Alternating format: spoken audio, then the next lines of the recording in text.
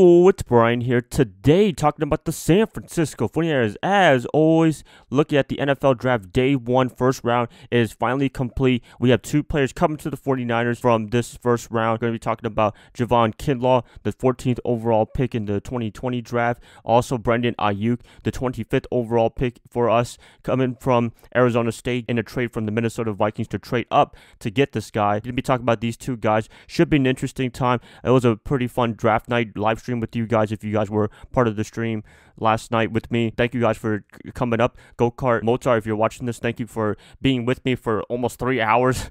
That was a long time to live stream all the way to the 25th overall pick. It was a blast, and hopefully to do some more drafts for the next couple of years. Yep, gonna get the video started. Hope you guys do enjoy this video. Hope you guys did enjoy the first round, and I'm gonna be giving my initial impressions on these picks. Let's do it. But before I do, please like and subscribe. That's gonna definitely help me out a lot. Click that bell notification, get notified of future videos. Share the channel, share this content with fellow Niner faithfuls. Let's get this started. 49ers first round NFL draft reaction. First round NFL draft. One note to talk about the 49ers in this draft in particular is that we don't have a draft pick until the 5th round. They ended up trading up to get the 25th overall pick to select Brandon Aiyuk. Well, we didn't even have a second or third round pick in the first place. We did get a 4th rounder from Tampa when they traded up with us, so we essentially swapped 13th and 14th overall pick. We got the 4th round pick, the 117th overall pick, and we ended up using that pick to trade up to get Aiyuk with the 25th overall pick. Right now, as of this video, we don't have a draft pick until the 5th round, seeming like the 49ers are very confident in their roster right now. They feel like they have everybody filled up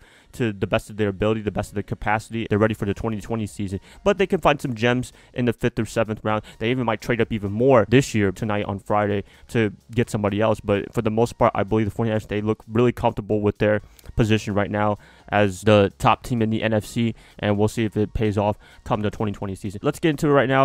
Javon Kinlaw from South Carolina, defensive tackle, the guy replacing DeForest Buckner. A lot of you guys say that he's much better than Buckner in terms of being talented, being a big dude. You guys might be right. I believe he is the right guy to be drafted by the 49ers. I think a lot of us, for the past couple of weeks before this draft started, wanted this guy if we didn't draft a wide receiver with that 13th overall pick, but since we got the 14th pick, we drafted him. I think it's a gangbusters pick for right now. I talked about it yesterday on my live stream. He's going to a very good team, great defensive line, great coaching staff, a little bit of raw talent that he is. I think they can coach him up really well during this offseason, and he'll have a great year as a rookie for the 2020 campaign. A big dude, 315 pounds. I think he's like 6'5" or something like that. He's really tall. He's a tall, big dude and physical guy.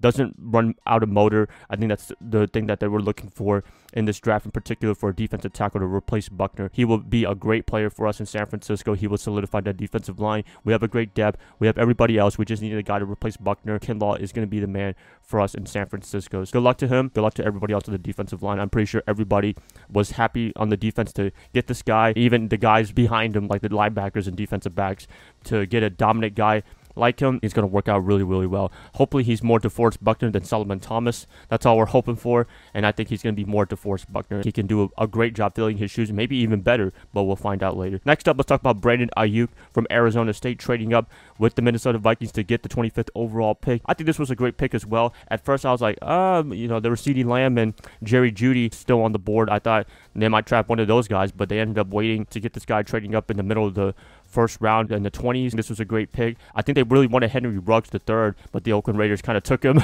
from us, so they kind of traded down. They had some minor adjustments to make within the draft, and I believe they got a really, really great player.